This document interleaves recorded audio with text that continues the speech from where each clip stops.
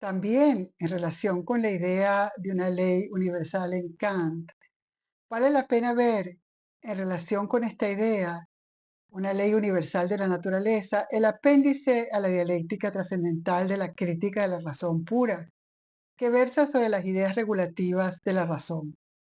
Allí define Kant una suerte de jerarquía de la razón respecto del entendimiento, dado que la razón nunca se aplica o se refiere directamente a un objeto, sino que se aplica al entendimiento, que sí tiene un uso empírico. La relación con la realidad es por tanto indirecta. La razón no produce conceptos de objetos, sino que los ordena. El entendimiento unifica la diversidad de percepciones en un concepto del objeto, pero las ideas sobre conceptos son una tarea de la razón. Estas ideas que Kant llama regulativas no son constitutivas del objeto, pero tienen un propósito regulador del entendimiento. El límite último de este uso es imaginario y está fuera de los límites de la experiencia, pero de todas formas dan unidad y amplitud a los conceptos que tenemos sobre el mundo. Busca en el fondo la sistematización de todo conocimiento y dibuja un horizonte que le da un sentido a todo lo que sabemos sobre algo. Para Kant, tendemos pues a pensar orientados a la creación de un sistema coherente. La razón en su uso hipotético problematiza la universalidad de una regla para ver si se pueden inferir todos los casos de ella, incluso los que no han sido dados a la experiencia. Nuestra búsqueda de leyes de la naturaleza lo que hace es implementar este uso de la razón para poder generalizar las leyes que creemos inferir del comportamiento de la naturaleza. No obstante, el uso hipotético de la razón no puede saber si una idea universal de la realidad es siempre cierta en todos los casos, lo que por cierto Kant llama el uso apodístico de la razón. Siendo rigurosos de este uso hipotético, no se puede inferir en sentido estricto la verdad de la regla o ley universal. De este modo, se trata solo de un uso regulador, solamente regulador, que unifica hasta donde se puede los conocimientos particulares, aproximándolos a la universalidad, que nunca se alcanza. Es una proyección, pero sirve para encontrar un principio de la diversidad y da coherencia a nuestra visión del mundo. Así pues, la unidad sistemática o racional de la diversidad de los conocimientos particulares es un principio lógico, pero podemos también decir que este principio es trascendental, es decir, condición necesaria de toda experiencia posible de la realidad. Que la constitución de la realidad tenga esta unidad sistemática y que ella pudiera ser postulada a priori, la volvería también un principio trascendental de la razón, que convertiría, dice Kant, la unidad sistemática en algo que no solo es subjetivo y lógico, sino objetivo. Kant pensaba que en efecto esta unidad sistemática no es simplemente un principio lógico, sino que también tendría un carácter trascendental.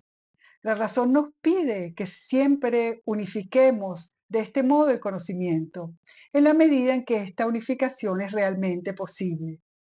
Esto puede postularse en general también para la búsqueda de una explicación unificada de la naturaleza, una unidad sistemática de las distintas fuerzas de la naturaleza. Suponemos que las leyes naturales de índole particular que subsumen en otras, se subsumen en otra de tipo más general y entonces dice textualmente, la no multiplicidad de principios no solo queda convertida en un principio económico de la razón, sino en una ley intrínseca de la naturaleza.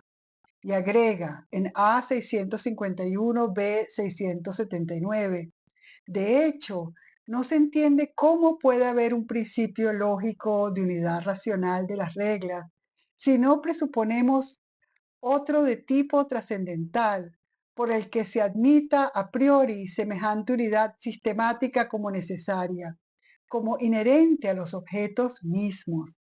Es decir, El principio lógico estaría entonces basado en uno de tipo trascendental, por el cual consideramos la unidad sistemática como necesaria. Porque, prosigue Kant, ¿cómo podría reclamar esto si fuera libre de conceder que es igualmente posible que todas las fuerzas sean heterogéneas y que la unidad sistemática de su derivación no se adecue a la naturaleza? Sería como actuar, dice Kant, contra su propia naturaleza, no exigir esta unidad. Y tampoco podemos decir que ha derivado ello de modo empírico, como resultado de observaciones contingentes. En efecto, la ley racional, dice Kant, que dirige la búsqueda de tal unidad posee carácter necesario, pues a falta de esa ley careceríamos de razón y sin esta no habría ningún uso coherente del entendimiento y en ausencia de este uso no tendríamos criterio alguno suficiente de verdad empírica. En orden a este criterio, nos vemos, por tanto, obligados a dar por supuesto que esa unidad sistemática de la naturaleza es necesaria y posee plena validez objetiva. Esta exigencia de unidad que Kant piensa que es trascendental se encuentra presupuesta en muchos principios filosóficos de tipo ontológico, por los cuales agrupamos la variedad en una identidad que definimos como especie, por ejemplo, que las distintas especies pueden reducirse a unos pocos géneros, los cuales incluso apuntan a clases más elevadas de tipo universal. Sin este presupuesto como principio lógico, no habría uso de la razón que subsume lo particular en lo general o en propiedades de tipo general. La regla quiere decir que la naturaleza de las cosas mismas ofrece materia a la unidad de la razón y que la aparente diversidad infinita no tiene por qué impedirnos suponer detrás de tal variedad una unidad de propiedades básicas que nos permiten derivar esa misma variedad con simples determinaciones diversas. Dice en A652, B680.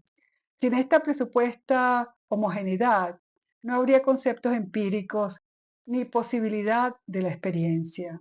Continúa Kant.